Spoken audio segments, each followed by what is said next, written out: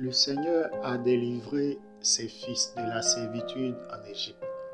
Non seulement cela, mais le Seigneur a fait mourir l'armée égyptienne qui poursuivait les fils d'Israël. Lorsqu'Israël, au matin, constate ce que le Seigneur a fait, c'est la joie, c'est l'allégresse. Il chante alors un cantique en l'honneur du Seigneur. Ce cantique dans lequel ils glorifient le Seigneur, ils bénissent le Seigneur, ils le louent, ils reconnaissent les bienfaits du Seigneur. Ils magnifient le Seigneur en donnant des paroles qui montrent que c'est le Seigneur qui a fait tout cela.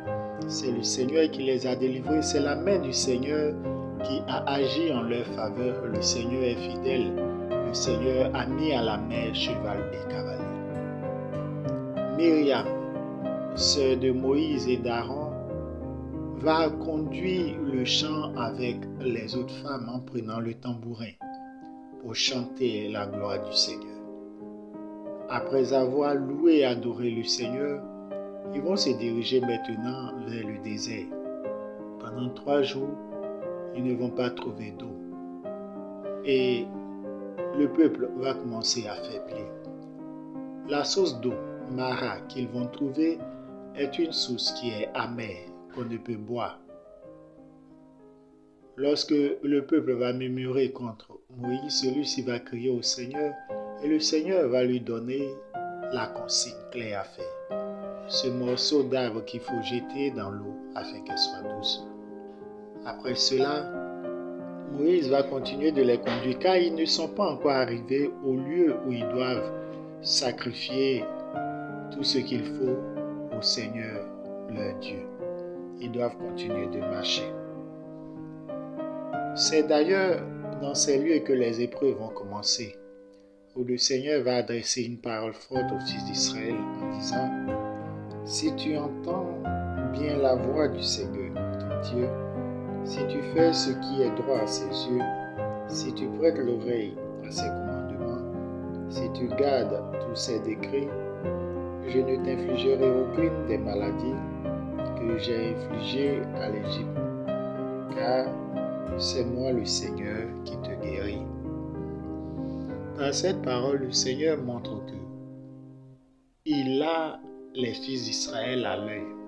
Il les surveille, il les regarde et il punira les faux pas. Tout ce qu'il attend d'eux, c'est qu'ils respectent le Seigneur, qu'ils obéissent à ses lois, à ses commandements, qu'ils ne cherchent pas à faire ce qui vient de leur volonté, mais qu'ils cherchent à faire ce qui vient de la volonté du Seigneur. Ils vont avancer et arriver à Élim. Dans cette région, ils trouveront 12 cours d'eau et 70 palmiers. Là encore, ils vont camper. La marche des fils d'Israël dans le désert montre que le Seigneur leur permet de traverser des épreuves, mais il vient à chaque fois pour leur apporter son soutien. D'abord, ils n'avaient pas d'eau. Ils tombent sur une eau, Mara, qui est amère. Le Seigneur leur donne la solution.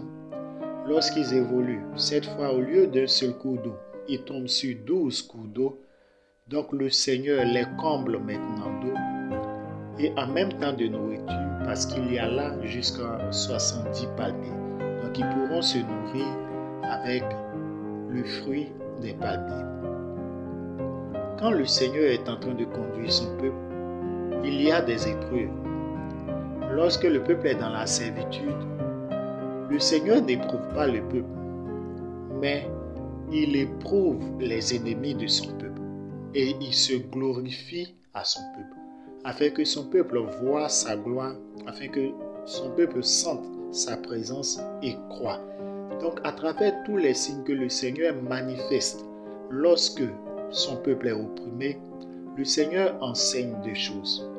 Sa gloire à son peuple et sa rigueur ou sa colère aux ennemis de son peuple. Même lorsque le Seigneur a délivré son peuple, à partir de ce moment, le Seigneur vient éprouver son peuple. Pourquoi? Parce qu'il n'y a plus rien qui vous accable, il n'y a plus rien qui vous persécute. Maintenant, quelle est la vérité de votre foi? Vous êtes là, le Seigneur en face de vous. Est-ce que vous croyez vraiment? Mais dans cette épreuve, le Seigneur nous tend toujours la main. Il vient toujours à notre secours. Quand il sent que nous sommes en train de faiblir, quand il sent que nous ne comprenons pas exactement l'épreuve, quand il sent que nous sommes en train de nous éloigner du chemin, il vient nous aider. C'est pour cela que quelles que soient les persécutions, les douleurs, les souffrances, quelles que soient les épreuves, il ne faut pas baisser les bras. Il faut toujours croire au Seigneur. Il faut toujours crier au Seigneur. Il faut toujours être obéissant au Seigneur.